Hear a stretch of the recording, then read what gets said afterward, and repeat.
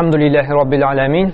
Vessalatu vesselamu ala nebiyina Muhammed ve ala alihi ve sahbihi ecma'in. Barcha maqtov hamd sanalar bar alamlarni idora etib turuvchi, rizqlantiruvchi, havosin beruvchi Rabbimiz Alloh taolaga tegishli. Ham bizga shu jannat yo'lini ko'rsatgan, Qur'on hukmlarini yaratib qoldirgan, halol bilan haromni ayirga ayratgan suyukli Payg'ambar sollallohu alayhi vasallam ruhina barcha salovat shariflar borib erishsaydi. Mana biz yaratu degach, muhabbat degach, eng birinchi endi yaqin kishilarimizni ko'z oldida tutamiz. Tiyanilarimiz, bolalarimiz, abi bobolarimiz yoki suygan yorimiz, xotinimiz yoki erimiz. Mana o'ylab qaragan bormi? Mana shu bor bizning yaqinlarimizdan da tag'in da yaratuga tag'in da loyiqliroq bo'lgan zot. Nasrov bergan bormi? Atiyanidan da qatroq yaratirga tegishli bo'lgan zot bormi? Agarda biz Qur'onni ochib qarasak, bir hadislarni qarasak, shundaqda anday zot bor. Mana iymon ahli bila. Unda bo'lsa bizning eng kuchli muhabbat, eng kuchli yaratu ul bo'larga tegish kimga? Alloh taolaga. Ni uchun? Chunki shuluq biz yaratgan bizning eng yaqin kishilarimizni da Alloh taola bor etgan. Bu yoqda dunyoga jibergan. Ham shuluq yaratgan kishilarimizni da rizq bilan ta'min etib tura. Salomatlikni da shu yaratgan kishilarimizga kim bera? Alloh subhanahu va taola. Ham hali qarag'iz, Payg'ambar sollallohu alayhi vasallam aytgan edi, la yu'minu de. İman getirmezdi, imanlı bulmazdı. Abdündi, kişidi, kuldi. Hatta yakunu huve ahabbu ileyhi min veledihi ve validihi ve nasi ecma'indi. Hatta de mindi, yani Peygamber sallallahu aleyhi ve sellem balasına, etiyenisine qaraganda da de yaratuğı muhabbeti kişilerek bulan şeylik. Yani Peygamber sallallahu aleyhi ve sellem'e muhabbet yaratu kişilerek qatroq bularga tegish kimga? Etiyaniga da balaga qaraganda da. Yani onun sünnetlerini ötəu, onun hadisleri boyunca yaşau. Qarag'iz, əli bu Peygamber sallallahu aleyhi ve sellem'e qaratağını. Nice indi bularga mümkün? Allah Teala'ga şuluq bizga Peygamber sallallahu aleyhi ve sellem'ni jibergan zotga. Yani bizning eng qatı yaratu demek kimga bo'larga tegish? Alloh taolaga. Anlari Payg'ambar sollallohu alayhi vasallamga, anlari endi atiyanilarimizga, bolalarimizga, ham endi suygan yerlarimizga, erimizga, xotinimizga. Ammo bunda eng birinchi o'rinda bularga tegish kim?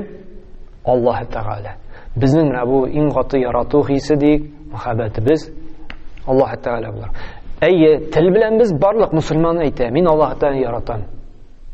Chunki shuluq atiyanilar meni aytgan ko'pmi yetim bolalar bor, atiyanisi yo'q yoki tashlab ketgan, men atiyaniyim bor, nishini men shu atiyani bergan ne'mat uchun Allohdan yaratu ko'pmiga turadi. Yoki kirizincha shu bolani men Alloh taolo berdi, kimni ko'pmi kishi tilmirib beri bola olib qayta olmaydi deb.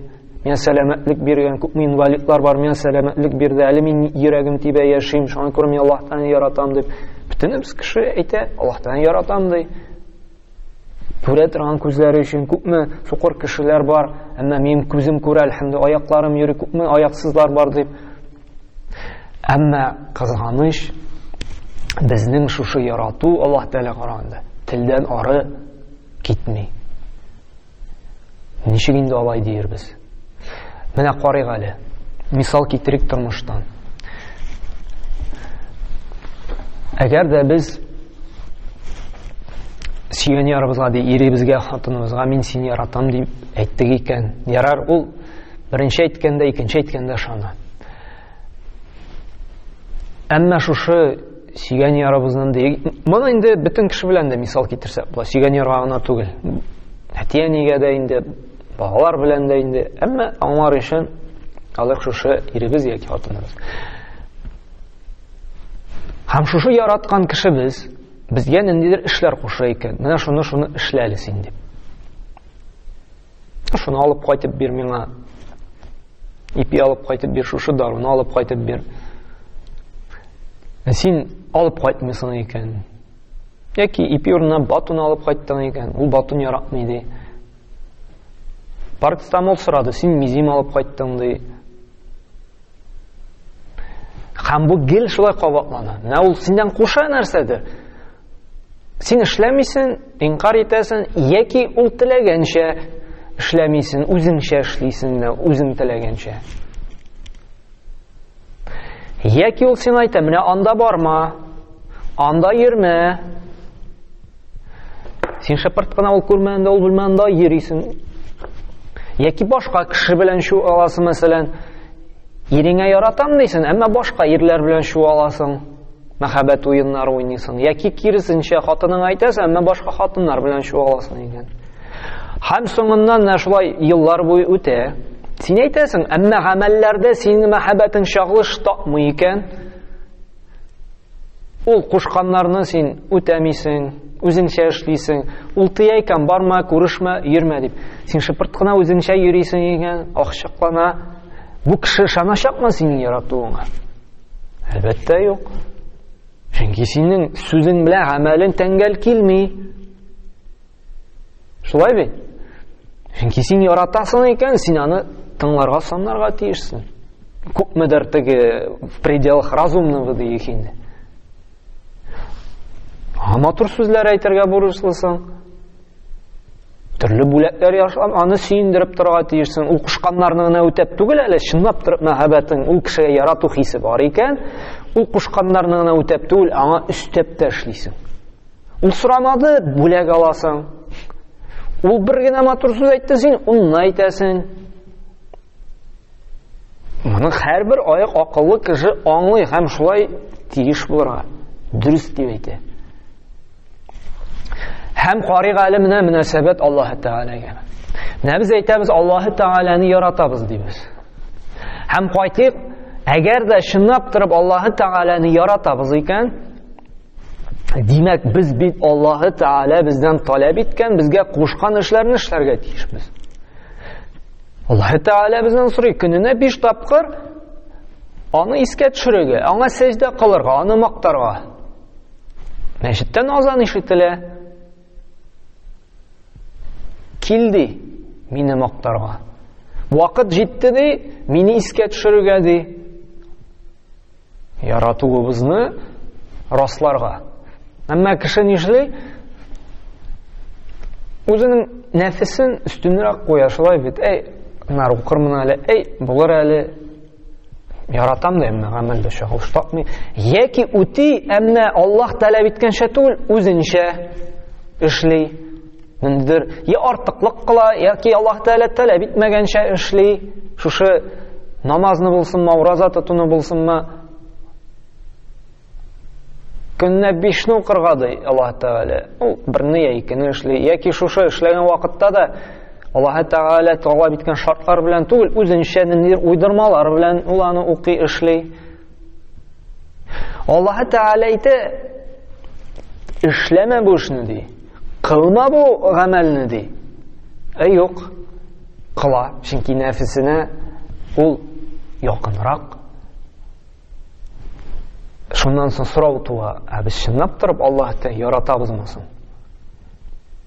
Әгәр дә без Аллаһ Тәгалә бездән яраткан гамәлләрне, Аллаһ Тәгалә яраткан гамәлләрне эшләргә куша икән, biz эшләмибез икән, ул тыйган гамәлләрен тыймыйбыз икән, безнең ярату ни дәрәҗәдә соң? Чынлап торып яратабызмы соң? Яки икейөзләнеп кенә йөрибезме без? Менә шушы иребез, хатыныбыз белән яки якыннарыбыз белән уйнаган кебек.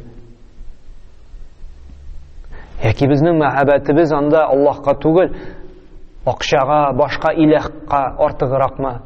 Эшкә азан әйтәләр намаз укырга дип. Без эшне өстенрәк куеп, эшне мөһимрәк санап, намазны вакытыннан чыгарабыз. Һәм бу ярату мәсьәләсендә Аллаһ Субханаһу ва Тәгалә нәрсә ди? Коръәндә әйтә, Бакара сүрәсенең 165-нче аятында: "Ва минән наси", кешеләр арасында бар ди шундыйларды: "Мен яттахизу мин дуниллаһи андада". Нәрсә ди? Аллаһ белән тигез итеп башка берәүләрне, башка иләһләрне тиң итеп алучылар бар ди. Юхиббунахум ка хуббиллаһ, һәм аларны ди Аллаһны яраткан кебек яраталар ди. Акча булсынмы анда, яки башка бер кеше булсынмы, Аллаһ Тәгалә әйтә: "Шушы вакытта намаз укы, шушы айда ураза тот" дип. Әмма ул башка кешене өстенрәк куеп, күбрәк яратып, күбрәк аның сүзенә игътибар итеп, намазын калдыра, уразасын калдыра, башка төрле изгелекләрне калдыра. Чөнки аның мәхәббәте шушы кешегә артыграк. Әмма ди "Валлазина аману", әкемнәр инде хакыйкый иман китерде ди, Аллаһы Тәгаләнең барлыгына, берлегенә ышанды икән ди. Әшәдду хуббан лиллаһ ди. Аларның яратулары ди, мәхәббәтләре ди Аллаһка көчлерәк ди. Менә чынлап та үзебезгә сорау бирик. Әгәр дә безнең мәхәббәтебез, яратуыбыз Аллаһка көчле икән, чынлап торып Аллаһтан чын күңелдән, ихлас күңелдән яратабыз икән, икейөзләнеп йөрмибез икән, без үзебезнең шушы мәхәббәтебезне, яратуыбызны раслый торган гамәлләргә карыйк. Аллаһы Тәгалә бездән таләп иткән эшләрне эшлибезме? Аллаһы Тәгалә тыйган гамәлләрдән без тыелабызмы? Аллаһы Тәгалә сөймәгән бик күп хәдисләр бар бит. Аятлар да бар. Аллаһы Тәгалә ачуы төшә шушындый бәндәгә. Аллаһы Тәгалә сөйми шундый кешеләрне. Менә без шуларны белергә тырышабызмы? Менә Аллаһ Тәгаләне нәрсәне сөйми, Аллаһ Тәгалә нәрсәне яратмый. Һәм киресенчә Аллаһ Тәгалә нәрсәне ярата? Бар хәдисләр менә Аллаһ Тәгалә ярата үз вакытында укылган намазларны. Димәк, Аллаһ Тәгалә яратабыз икән, Аллаһ Тәгалә шушы яратуын аласыбыз килә икән, безнең дә яратуыбыз аңа карата көчле икән. Димәк, без намазны вакытында укытырга тиешбез. Шуннан соң Аллаһ юлында көрәшүне ярата. Без үзебезнең нәфсебезне Аллаһ юлында нәфсебез белән көрәшеп, Аллаһ юлында тотырга тиешбез. Шушы малыбызны да, тәне азаларында Аллаһ өчен изгелекләр кылып, һәм шуннан соң ди әти-әнисенә итәгать күрсәтүчене ди. Шулай әти-әниебезгә менә ярату, ихтирам итү, шулай Аллаһ Тәгалә карата мәхәббәтебезне раслый. Чөнки Аллаһ Субханаһу ва Тәгалә менә Коръәнгә карасак, "Ва қад раббука алла таъбуду илля ия ва бил валидейни ихсана" ди. Нәнни генә аятны алма, Аллаһ Тәгалә бер үзенә генә гыйбадат кылды, сезгә әмер ителде Аллаһның үзенә генә гыйбадат кылырга. Аллаһ хакыннан соң килә әти-әни хакы. Галимнәр әйтә, монда пәйгамбәр хакы да шушы Аллаһ хакына кергән дип. Чөнки Аллаһка якынайып, Аллаһ Тәгаләгә ничек якынайып була, Аллаһтан ничек мәхәббәтен алып була, без аның пәйгамбер саллаллаһу алейһи хәдисләре аша гына беләбез. Шуңа да галимнәр әйтте, Аллаһ Тәгаләнең хакы, аны пәйгамбер хакы шушы бергә керә дип әйтәләр. Шушыннан соң бара әти-әни хакы. Шулай ук менә кайбер кеше Аллаһтан яратам да, әмма әти-әнисе белән үзен бик дорфа тота, сүзләрен тыңламый. Монда игътибарлы булырга кирәк, чөнки Аллаһ Тәгалә әти-әниләребезгә дә ихтирам булырга, аларны да яратырга куша. Һәм Аллаһ Тәгалә ярату әти-әнине яратудан ерак китми. Әмма озын сүзнең кыскасы, үзебезгә нәтиҗә ясыйк. Кемне без катырак яратабыз? Кемнең без сүзен, әмерләрен күбрәк эшлибез, кылабыз? Кемнең тыйганнарын күбрәк без тыңлыйбыз, тыелабыз? Башка кешеләрнекеме? Аллаһ Тәгаләнекеме? Аллаһтан яратабыз икән, аңа итәгать итик. Ул яраткан гамәлләрне кылыйк. Аның ачуын чыгара торган түгел. Яраткан кешебезнең ачуын чыгара торган гамәлләрен кылабыз икән, ахыр чиктә без ул кеше белән талашып, дошманлашып, аерылып бетәчәкбез. Шулай бит. Шуңа күрә инде менә нәтиҗә ясыйк. Мәхәббәтебез, яратуыбыз кемгә көчлерәк? Гамәлләребезгә карыйк. Аллаһ Субханаһу ва Тәгалә безгә тәүфик бирсен, Аллаһтан яратырга, ул яраткан гамәлләрне кылырга, аның ачуын чыгара торган, аның yaratуынан мәхрүм кыла торган амәлләрдән ярак булырга Аллаһ Тәгалә тәүфик хидаят бирсен. Аллаһ Тәгалә яратып, аңа гына гыйбадәт кылып, бу дөньяда да бәхеткә ирешеп, һәм ахирәттә дә фирдәүс җәннәтләренә керергә Аллаһ Субхаһу Тәгалә хидаят тәүфик бирсен. Субханака ва бихамдик, ва ашһаду ан ла илаха илля анта, астагфирука ва атубу илейк.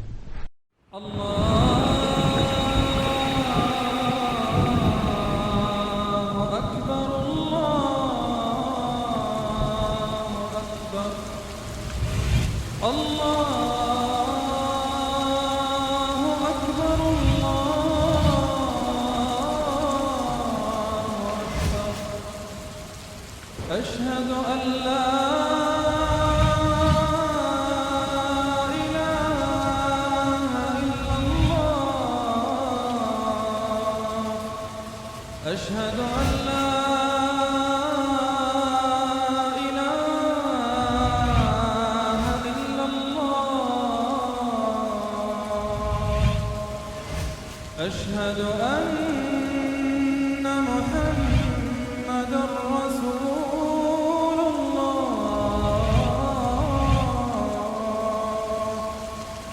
أشهد أن محمدا رسول